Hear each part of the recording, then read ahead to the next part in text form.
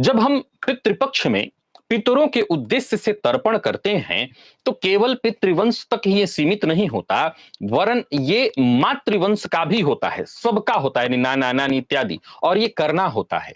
प्रिय दर्शकों, वैसे तो पितृ पक्ष से संबंधित बहुत सी जानकारियां आप लोगों को पहले से ही है।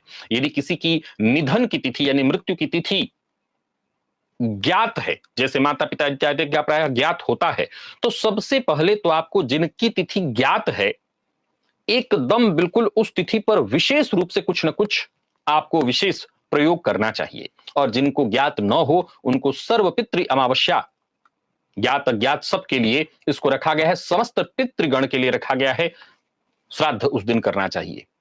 प्रिय दर्शकों, धर्म ग्रंथ बताते हैं कि पूरे वर्ष में लगभग 96 ऐसे अवसर मिलते हैं, 96 बार ऐसे अवसर मिलते हैं जहां हम पितरों को स्मरण कर सकते हैं, पितरों की विशेष आराधना कर सकते हैं। और वो 96 बार लगभग लगभग इसमें मोटा मोटी ऐसा है कि 15 पितृपक्ष के पर्व हो गए, 12 अमावस्या, 12 संक्रांति जब सूर्य परिवर्तन करते हैं, और अन्य विशेष जो पर्व इत्यादि आते हैं उनमें भी ऐसा शास्त्र कहता है, धर्मशास्त्र कहता है कि उनमें भी पितरों की विशेष रूप से हमें आराधना करनी चाहिए, पितरों का तर्पण इत्यादि करना चाहिए। नहीं, पितृपक्ष तो ये विशेष अवसर है, पर पूरे वर्ष में ये जो जो अवसर आ रहे हैं, यानी जब भी संक्रांति होती है तब का कोई विशेष पर्व तिथि इत्यादि आता है तब हमें करना ही होता है। और ये इस बात की ओर इशारा कर रहा है कि ये पितृपक्ष का जो समय है ये सीमित 15 दिन का अवसर नहीं है।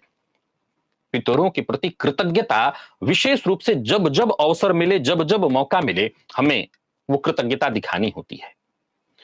पितृ दोष को लेकर के लोगों के मन में डर है और कई बार इसका लक्षण दिखाई भी पड़ता है। क्या है वो लक्षण, कैसे इसको ठीक किया जाए, आगे इस पर चर्चा होगी।